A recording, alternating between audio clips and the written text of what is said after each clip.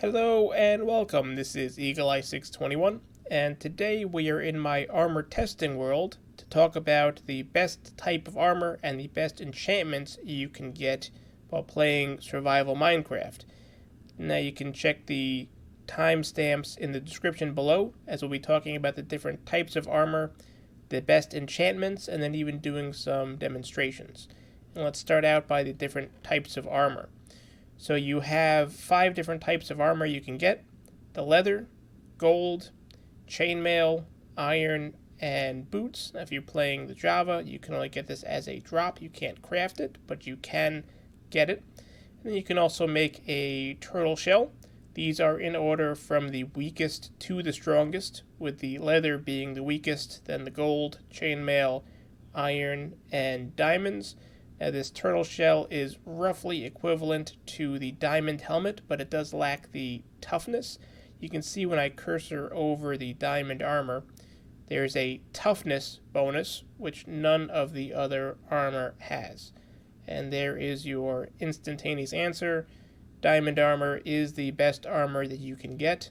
These 3 over here are not even worth really crafting. You want to get the iron armor to start off with, but as soon as you have enough diamonds, that's what you want to start wearing. Now, the leather armor can be dyed, so if you want to make some sort of a scene in your world to put these on an armor stand, that can be fairly helpful. Now, you can see this effect if we put it on. So let's switch over to survival mode, and you can see right over here that we have a couple of chest plates with different levels filled. Not a lot of levels. We get a couple more for the gold, but still not a lot. I'm just gonna skip over that because you can see as well. Getting closer, but in order to get your maximum, you need to go with diamonds. And now it's completely filled up. So again, get the iron when you start your world, and then go for the diamonds. Now let's talk about the different types of enchantments that we can get. Now, this will come down really to your choices between what you can't put on your armor. So in terms of protection, you now have to pick one. In Java 1.14.1 and 0.2, you could make so-called God armor and actually put all of the different protections on your armor, but now you can only pick one of these.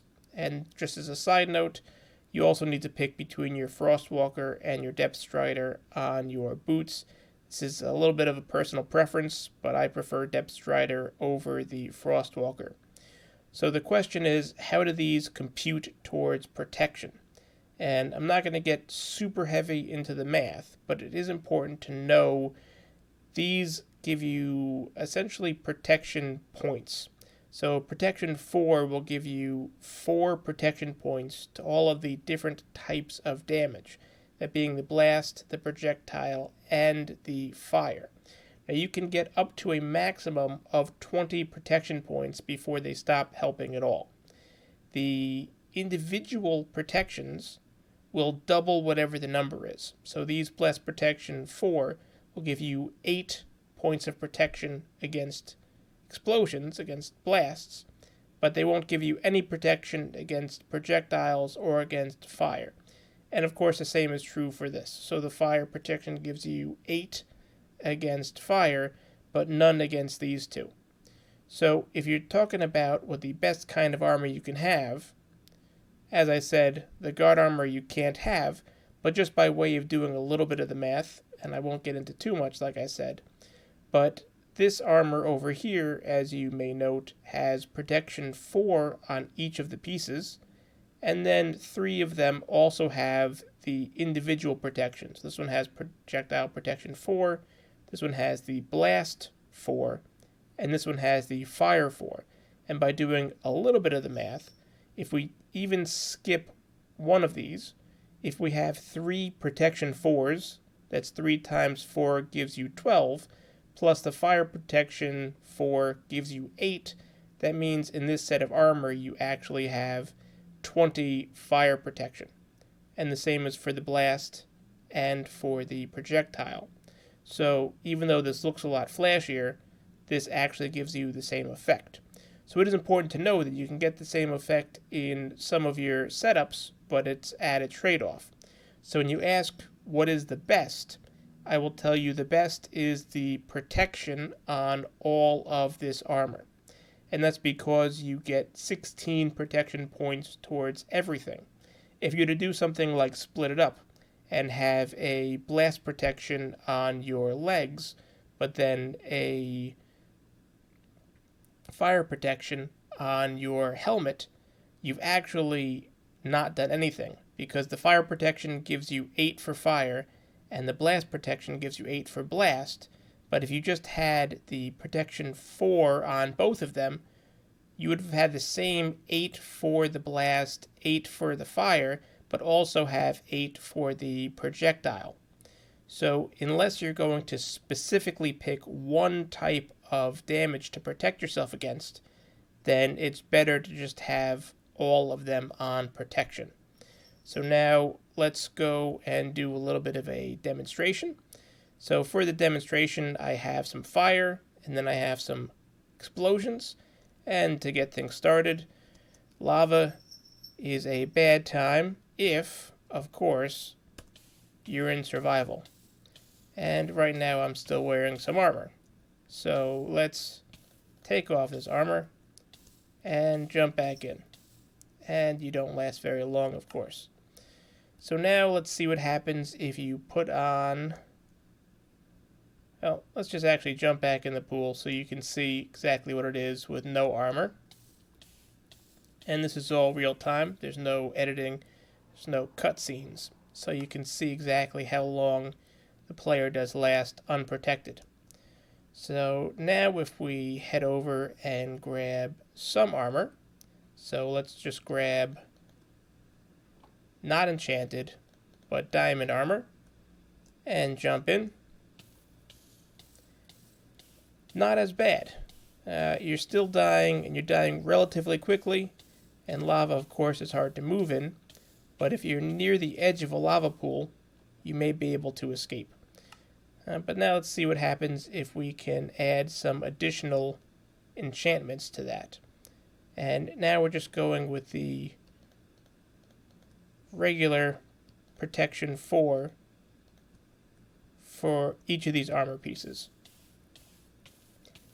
And you can see that actually lava is not as bad as a lot of people are concerned about. You don't have much time, but even if you land in a distant place, usually in the nether, if you have some ender pearls on your hotbar, you have a respectable amount of time to try and survive before you, of course, eventually die. Now, if you're concerned specifically about landing in the lava, and let's just dispose of those, you can get, this is for blast, fire protection.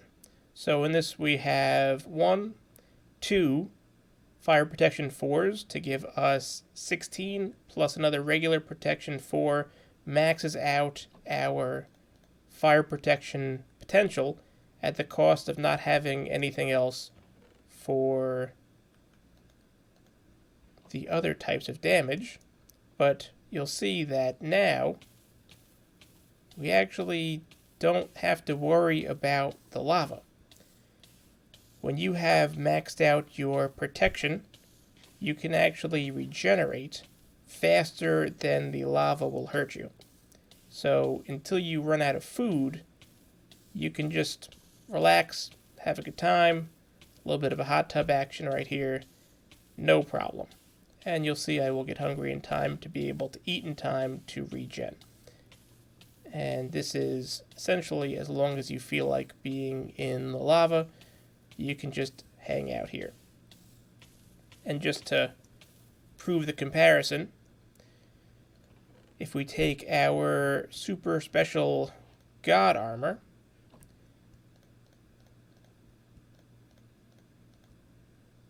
you will notice that it's the same. So the reason that the God armor is special is not because it gives you any additional protection that you couldn't get normally, but because it gives you all of the different protections, which you can't have normally. So, unfortunately, now you do have to decide what you want between a general all-around protection or maxing out any one particular damage type while leaving yourself more vulnerable to the others than you otherwise would. Now, I will note that there is a little bit of an Easter egg in the game where certain skeleton horses that pop up from lightning strikes can drop with multiple protections on them. So it is possible to end up with 5 protection 4s because the helmets they drop can have 2 protection 4s on them, which do stack. But as a practical matter, unless you're willing to set up a lightning farm, it's not anything you're going to come across while you normally play. Let's just jump in the water because the fire is annoying. So the regular, I have some extra setups over here. So what you're looking at as your best armor to have while you normally play is this. It's protection 4 on everything, but if you are very nervous about one thing in particular, then you can slap on one of these specific fire protection or blast protection or projectile protection, and then when you have the 3 normal protections, that gives you the 12, and the 1 special will max you out to that 20. Now that does come at the sacrifice of being able to have, in this setup, 16, for example, the blast, but if you swap out for one of these, you'll have 12 for the blast, and then 20 for the fire. But again, if you try and mix and match, where you have one of these blasts and one of these fire protections, they just cancel each other out, and in fact, you lose out on the 3rd type. So why don't we do some explosive testing now, because that's usually a good time too. So let's start with a little bit of TNT and some flint and steel, and let's take all the armor off and just throw it back in here. And I don't think it'll come as any surprise that this will give you a pretty bad day. So what happens if we try and add some armor to that? And let's start out by just adding our regular unenchanted armor. And this also may not come as much of a surprise. Still a bad day. But let's see what happens if we try and add a little bit of enchantment protection on this. So let's just move these out of the way. It's not what I meant to do, so we don't confuse them with our next set. And that is just our general best type of armor that you're going to want to make, which is the protection 4 on everything. And now, not as bad of a day. Let's get a couple of potions here to speed this along. And you will notice a similar effect with regard to creepers, which have a similar explosion to the TNT. So, not a bad day. Wrong chest again. Not that bad of a day. Now you can do even better than this, of course. And let's remove these.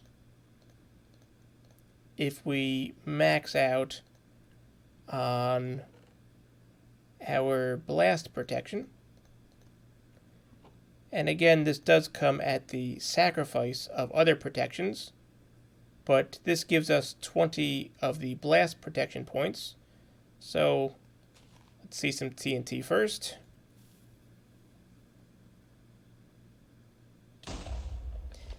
Not nearly as bad as before. And then, of course, let's add a creeper. Again, not that bad. But more impressive than that is an end crystal. So let's slap an end crystal down. And this is something you should not do in your world unless you have maxed out protection. Punch an end crystal. Totally survivable when you max out your blast protection. But again, the downside of maxing out one protection is that you don't help the others, and you'll see that because I do have a little bit of regular protection, but this will be closer to what you saw without any of the special protection. Again, a little bit better because we have a little bit of the general, but not as good as when you had all of your general protections. Now, just because this is my armor testing world, there's only one proper way to end this video, and that is strapping on some god armor and seeing what little friend we have in here. Charged creeper right to the face, totally survivable. If you found this video helpful, I would appreciate a like, and for more videos like this, be sure to subscribe. Thanks for stopping by.